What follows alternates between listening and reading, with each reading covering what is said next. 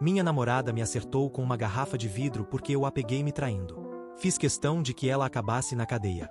Tenho uma suspeita muito forte de que minha namorada tem me traído. Eu, homem de 29 anos, estou com ela há quase 4 anos. O nome dela é Daniela e ela tem 29 anos. Já tive tantos relacionamentos ruins no passado que realmente pensei que este seria diferente. Pelo menos, espero que eu esteja errado de alguma forma. Espero que eu tenha entendido tudo errado e que, no fim do dia, exista uma explicação para tudo. Uma coisa sobre o nosso relacionamento é que nós o construímos com base na confiança. Isso é uma parte enorme da forma como estabelecemos nossa dinâmica. Isso veio principalmente do lado dela, porque ela já esteve em um relacionamento em que havia tanta desconfiança que isso acabou causando nela problemas sérios de confiança. Ela não queria que isso fosse algo entre nós, o que eu entendi. Nunca fui traído antes, mas não tenho nada a esconder. Então, escolhi apostar totalmente na confiança mútua. Nunca escondemos nossos celulares um do outro. Se eu quisesse verificar algo, poderia fazer isso sem preocupação. Eu podia até rolar as mensagens dela com ela sentada ao meu lado. E ela não surtava como algumas garotas fazem. E claro, isso valia para os dois lados também. Ela tinha total liberdade para mexer no meu celular quando quisesse, e aproveitou isso em várias ocasiões. O motivo de eu estar com essa suspeita agora é porque ela, de repente, começou a ficar muito mais possessiva com o celular. Ela tentou ser sutil, mas não foi nada sutil. O celular fica na mão dela ou embaixo do travesseiro quando ela dorme. Ela quase nunca o deixa em cima da mesa ou largado perto de mim. Na verdade, houve um dia em que entrei em um cômodo e percebi que ela pegou o celular e colocou no bolso quase imediatamente. Acho que ela esperava que eu não percebesse, mas eu percebi. Uma vez, pedi o celular dela emprestado porque o meu estava carregando e eu queria pesquisar algo no Google. Ela me deu, mas rapidamente arrumou uma desculpa dizendo que também precisava checar alguma coisa. Algo parecido aconteceu depois disso. É como se ela procurasse um motivo para pegar o celular de volta de mim no exato momento em que fico com ele por mais de 1 ou 2 minutos. Se isso não parece o comportamento de alguém que está tentando esconder algo, então eu não sei o que parece. Tentei dar a ela o benefício da dúvida. E a única outra explicação que faz algum sentido é que ela estaria tentando planejar algum tipo de surpresa para mim e não queria que eu descobrisse. Porém, não há nenhuma data especial chegando, nem nada do tipo, e eu não mencionei querer nada recentemente. Então não consigo imaginar com o que ela estaria tentando me surpreender. Sei que não podem existir tantas explicações assim. Eu não quero acreditar que a Daniela esteja me traindo, porque essa constatação destruiria minha vida e a paz que eu tenho agora. Porém, se isso for realmente verdade, então eu quero saber. Não quero ficar no escuro em relação a esse tipo de coisa. Parte do motivo de eu já estar começando a aceitar que pode ser traição é para que, se for isso mesmo, eu não fique completamente destruído. Vou fazer o meu melhor para descobrir a verdade, goste ela ou não. No fim das contas, vou ter que encontrar uma maneira de colocar as mãos no celular dela. E quando isso acontecer, com certeza vou postar um edit ou uma atualização para o post. Postei há alguns dias sobre minha suspeita de que minha namorada estava me traindo. É triste dizer que descobri que isso era realmente verdade. Ela estava me traindo, e isso me deixou completamente destruído. Você pode fazer tudo certo, mas se uma mulher quiser trair, ela vai trair. Não tem como evitar se ela quiser fazer isso com tanta vontade assim. Pelo menos é no que eu acredito, porque eu fiz a minha parte como namorado. Eu realmente fiz. É insano pensar que a traição dela está longe de ser a parte mais maluca da história, mas vou chegar nisso em breve. Por causa de como ela ficou protetora com o celular, eu sabia que teria que procurar uma oportunidade. Entrei na cozinha onde ela estava cozinhando e o celular dela estava na ilha da cozinha. As costas dela estavam viradas para mim e ela estava usando o liquidificador. Então consegui entrar e pegar o celular. Desbloqueei e comecei a mexer nele. Ela se virou em menos de meio minuto e pareceu assustada quando me viu ali usando o celular dela. Ela perguntou o que eu estava fazendo e eu disse que estava olhando o celular dela. Eu percebi que ela não gostou, mas tentou agir como se estivesse calma com a situação.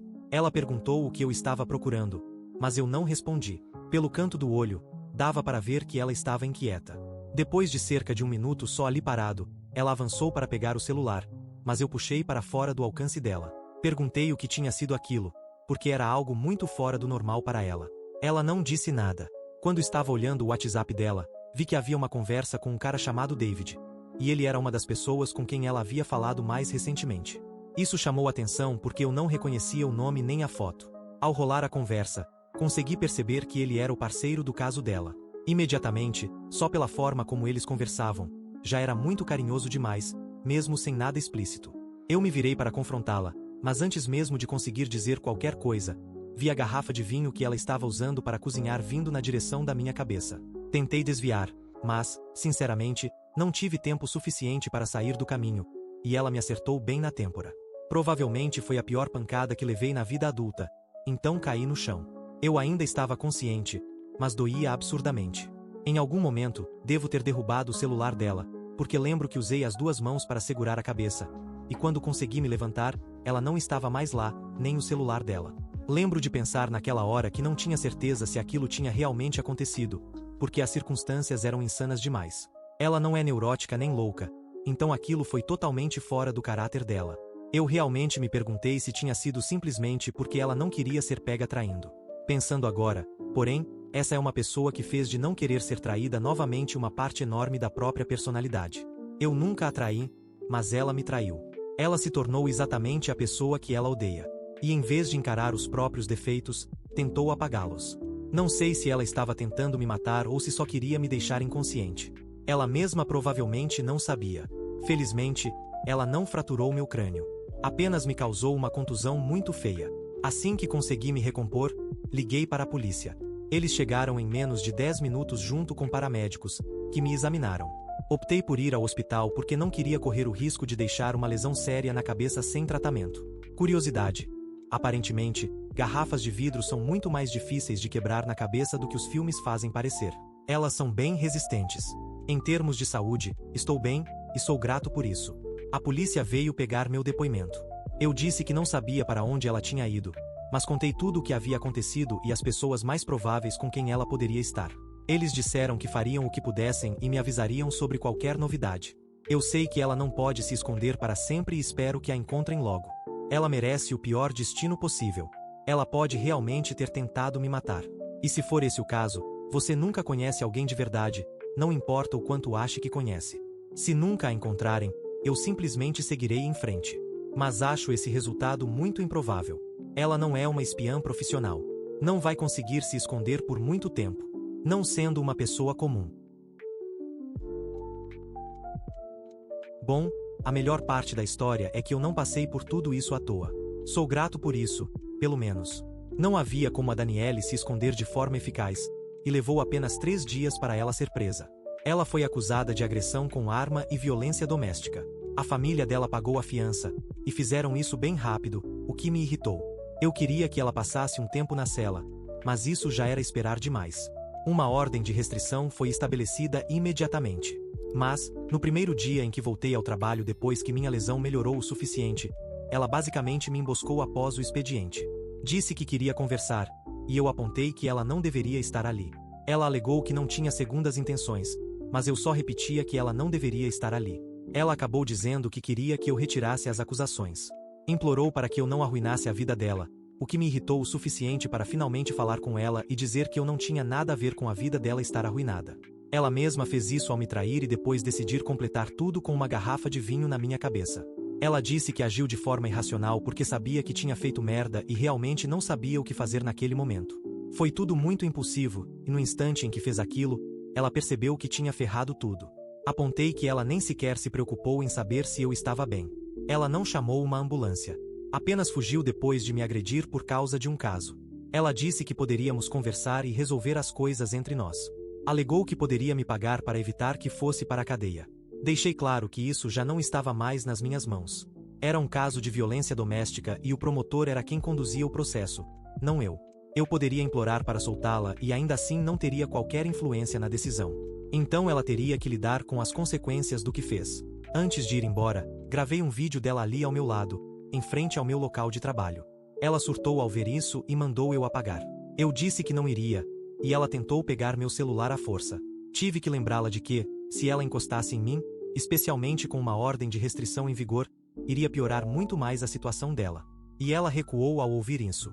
Os pais dela entraram em contato comigo no mesmo dia. E basicamente fizeram a mesma coisa que ela. Imploraram por ela. Foi especialmente irônico, porque eles não entraram em contato comigo nenhuma vez durante todo o ocorrido, nem sequer para saber se eu estava bem. Aparentemente, ela contou a eles sobre a estupidez que fez, e eles estavam em pânico. Estavam com medo de que eu denunciasse a violação da ordem de restrição e isso tornasse uma situação difícil ainda pior. Eu aproveitei isso. Na verdade, eu nem ligava o suficiente para denunciar o contato. Mas como eles estavam tão desesperados, fiz um grande drama. Disse que iria denunciar e que eles não conseguiriam mudar minha ideia. O pai dela disse que eu estava sendo infantil. Que ela já estava em apuros e não havia necessidade de colocá-la em ainda mais problemas. Eu disse ao pai dela que ela tinha sido infantil quando me acertou na cabeça com uma garrafa de vinho tinto. Isso sem contar o fato de que ela só fez isso porque eu descobri que ela estava me traindo. Algo que provavelmente ela não tinha contado a eles. Eu estava certo, porque ela não tinha contado. Ele ficou em silêncio por alguns segundos antes de dizer que todo mundo comete erros. Desliguei na hora. Aquilo me deixou tão irritado que imediatamente fiz uma anotação para enviar o vídeo dela me abordando ao promotor. Eu queria piorar as coisas para ela. Fiz isso no dia seguinte. E sabe o que me deixou feliz? A fiança dela foi revogada. É muita audácia encontrar a pessoa que você agrediu logo no primeiro dia dela de volta ao trabalho. O vídeo não a favoreceu em nada, porque no momento em que ela percebeu o celular, ficou ainda mais exaltada, o que só a fez parecer muito mais agressiva. Um mandado de prisão foi emitido imediatamente e ela foi presa novamente. Durante a audiência de revogação da fiança, ou seja lá como se chama, decidiram que ela não representava risco suficiente para ficar presa até o julgamento. Então apenas aumentaram o valor da fiança. E quando os pais dela pagaram novamente, ela passou a usar uma tornozeleira eletrônica para garantir que não chegasse perto de mim. Ela não chegou. E não chegou até agora. Espero que ela receba o pior destino possível no julgamento. Eu não fiz nada contra ela. Só tentei ser um bom namorado, alguém em quem ela pudesse confiar, e no fim foi ela quem me traiu. Ela não conseguiu lidar com o fato de estar errada a ponto de simplesmente perder a cabeça e tentar me nocautear. Não acho que exista qualquer motivo para ela merecer clemência. Esta deve ser minha última atualização, já que vem depois do julgamento da minha ex-namorada. Ela me agrediu com uma garrafa grossa de vinho porque descobri que ela estava me traindo. Ainda não sei se o objetivo dela era me matar ou não, mas ficou claro que ela não fazia ideia de como lidar com o fato de ter sido pega e entrou em pânico e decidiu me acertar. Que idiota! Fico feliz em dizer que ela recebeu o que merecia. Ela foi condenada por agressão com arma e violência doméstica como acusações principais, além de várias menores que não mudaram muito a situação geral. O advogado dela conseguiu derrubar várias das acusações menores, mas o promotor fez um ótimo trabalho ao mantê-la responsável pelas acusações maiores. Havia muito pouco espaço para ela negar isso. Ela tentou, já que eu não tinha exatamente provas diretas de que tinha sido ela, mas as histórias inconsistentes dela e as câmeras mostrando ela fugindo do nosso prédio por volta do horário corroboraram minha versão. As duas coisas que o juiz realmente não gostou foram o fato de ela não ter se preocupado em verificar se eu estava bem antes de fugir. Ele disse que eu poderia ter tido uma hemorragia cerebral e ela teria me deixado ali para morrer. Ele também destacou a violação da ordem de restrição como uma atitude perigosa e imprevisível, que poderia ter colocado minha vida em risco. Mesmo com tudo isso, ela recebeu apenas 6 meses de prisão, principalmente por ser ré primária. Ela terá um longo período de liberdade condicional após a soltura e será obrigada a participar de sessões de aconselhamento para lidar com raiva e regulação emocional. Isso me irrita, porque não havia como provar qual era a intenção dela ao me acertar. Se ela tivesse me acertado pelo menos mais uma vez, acho que tentativa de homicídio teria sido mais fácil de argumentar. Mas foi apenas um golpe e depois ela fugiu. Ainda assim, estou feliz que ela vá para a prisão. Muito feliz. Eu me machuquei bastante. E ela foi punida por ter sido descoberta traindo, não por eu ter traído alguém. Ainda não sei os detalhes, como até onde ela foi com o David ou onde o conheceu. Nada disso. Acabei tendo problemas muito maiores para lidar por causa dela. Os pais dela falaram comigo do lado de fora do tribunal quando ela foi condenada. E assim como ela, encontraram uma forma de dizer que eu estava arruinando a vida da filha deles. Era como se tudo fosse culpa minha, como se eu tivesse simplesmente acordado um dia e decidido mandá-la para a cadeia. Eu disse a eles que tudo o que ela estava passando era consequência das próprias ações. Se ela tivesse se comportado, nada disso teria acontecido. Apontei que a filha deles agora seria uma criminosa condenada e que isso não tinha nada a ver comigo. A vida dela seria completamente diferente simplesmente porque ela não teve autocontrole. O pai dela ficou muito bravo e eu pude ver os punhos dele cerrados, como se quisesse me bater. Para ser honesto, eu até quis provocá-lo o suficiente para que ele acabasse atrás das grades também, mas já levei pancadas demais recentemente. Não preciso adicionar mais uma mistura. Claro que não faço ideia de como a Daniela está na prisão. E acho que não me importo em saber.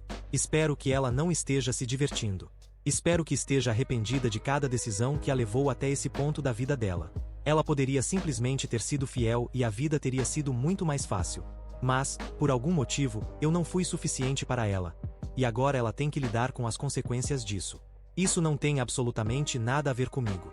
Além de agora ser uma criminosa condenada, o nome dela também ficará eternizado como o de uma criminosa. É o tipo de legado que ela merece carregar, na minha opinião.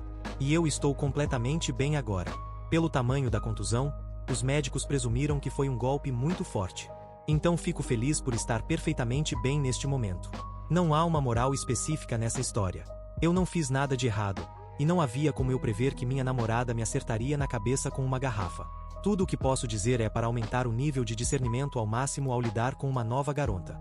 Tente farejar a loucura nelas, porque eu não fiz isso e acabei no hospital como resultado. E isso é tudo por hoje. Se gostou, deixe um like e inscreva-se para não perder nenhum vídeo novo, e assista mais clicando no vídeo que está aparecendo agora. Até a próxima. Cuidem-se.